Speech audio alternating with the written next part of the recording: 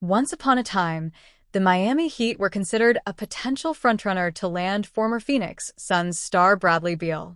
That is, until they traded for veteran guard Norman Powell instead. And now, Beal heads to Powell's former team, the Los Angeles Clippers. With these deals, the Heat and Clippers are now in Twitter discussions over who really won their respective acquisition. Many are favoring Miami, as they believe Powell is currently the better player. Powell was a borderline all-star last season, averaging a career-high 21.8 points on 48.4% shooting. His star production kept Los Angeles afloat amid the absence of Kawhi Leonard for more than half the season. Meanwhile, Beal continued declining statistically, averaging just 17 points and dipping nearly 5% in three-point shooting. Health was once again a concern, as he missed a good chunk of the season for the fourth straight season. Still, some argue that Beal's ceiling is higher on a new team, especially considering the addition of John Collins at power forward. In addition, the Clippers were able to get Beal cheap instead of absorbing a massive taxing contract. The massive upgrade at the four with John Collins plus being able to replace Norm's scoring for free with Bradley Beal makes the team better than they were last season, one Clippers fan tweeted. The Los Angeles Clippers have signed Bradley Beal on a 2-year, $11 million contract after he agreed on a contract buyout with the Phoenix Suns. Following the news, it was reported that 3 additional teams are in the race to sign Bradley Beal, with the Clippers being his eventual landing spot: the Lakers, Warriors, and Bucks. According to Brett Siegel, an NBA insider with Clutch Points, the Lakers held extensive talks with Bradley Beal's representation after the Suns bought out his contract. However, it was Beal who refused to go to the Lakers. He also suggests that the Miami Heat were also interested in Beal, but their resources were limited after trading for Norman Powell. Beal did not show a lot of interest in playing for the Lakers despite the team holding extensive conversations with him and his representation, league sources told Clutch Points. The Bucks made a very strong push to sign Bradley Beal, who was interested in MIL, league sources told at Clutch Points. The Heat were only able to offer a minimum contract after trading for Norman Powell. Golden State also wasn't willing to offer more than the minimum. Bradley Beal eventually rejected all these offers to join the Clippers for a potential chance at a championship ring this season.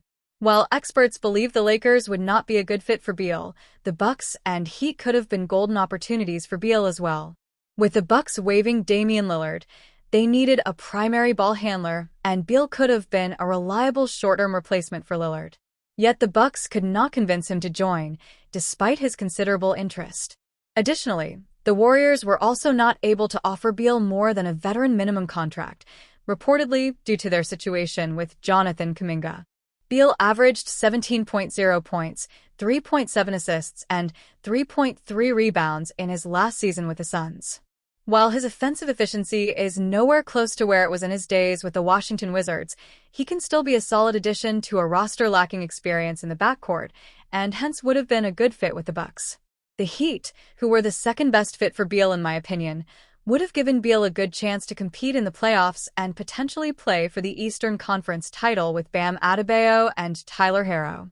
Then the question remains, why did Beal decide to join the Clippers when these two teams needed him and gave him a better shot?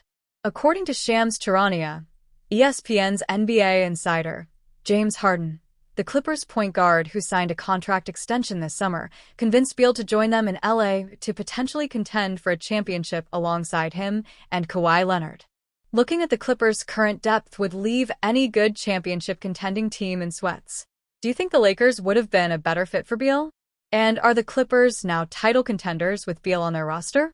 Let us know what you think in the comments section. The Los Angeles Lakers have had an eventful offseason, to say the least. It started with the Buss family selling the majority ownership of the team to Mark Walter for an estimated $10 billion in June. The team then took a chance on former number 1 overall pick DeAndre Ayton, who had his contract bought out by the Portland Trail Blazers. However, the headliner of the offseason has been the trade rumors centered around LeBron James, whose agent Rich Paul told ESPN that the two parties are at different stages in their timeline.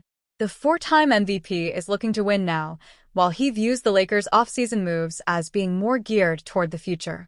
While trades centered around James have been a popular topic, the Miami Herald's Barry Jackson flirted with the idea that the Heat could end up positioning themselves to sign Doncic next offseason. Doncic has a player option for the 2026-27 season, and it is unknown if he plans to opt into it.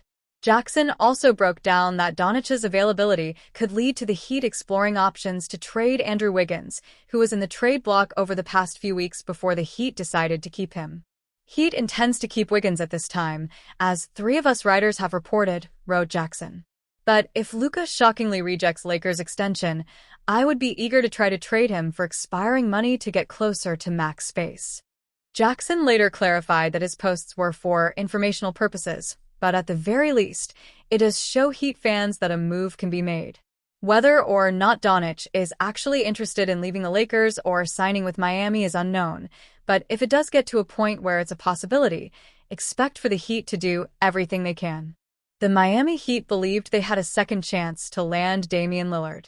However, their interest seemed to wane following his current condition.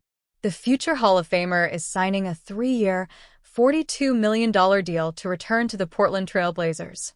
He returns to the franchise that drafted him to the NBA following a 2-year stint with the Milwaukee Bucks. This marks another unsuccessful pursuit from the Heat, who wanted to acquire the star guard services to improve their chances of competing for a championship. They first tried in the 2023 offseason when he initially wanted out of Portland, requesting a trade as the organization sent him to the Bucks instead. However, a league source informed Ashish Mather of HoopsWire that the Heat didn't have the same interest in Lillard this time. It was due to the torn Achilles he suffered in the 2025 postseason, as he will need the 2025-26 season to fully recover from it. Lillard is expected to miss all of next season rehabbing his torn left Achilles tendon. The Heat didn't want to pay Lillard to rehab and not play, the league source said, Mather wrote. What's next for Heat after unsuccessful Damian Lillard pursuit? If what the source said is true, then the Heat seem to have moved on from their interest in Damian Lillard.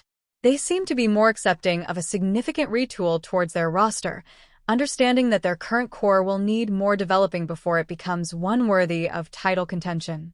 Adding Lillard only to wait until the 2026-27 season to actually implement him into the offense would have limited the team's potential in the long run. With Lillard going back to the Trail Blazers, it's clear that he accepted that he needs to make a full rehab from his torn Achilles and work on returning to his star form. It would not have worked if he joined Miami and the two parties weren't on the same page. The Heat continued to progress through the offseason, having made a big addition recently. They acquired Norman Powell from the Los Angeles Clippers, landing a solid scorer who will elevate their offense, which struggled throughout the season and playoffs.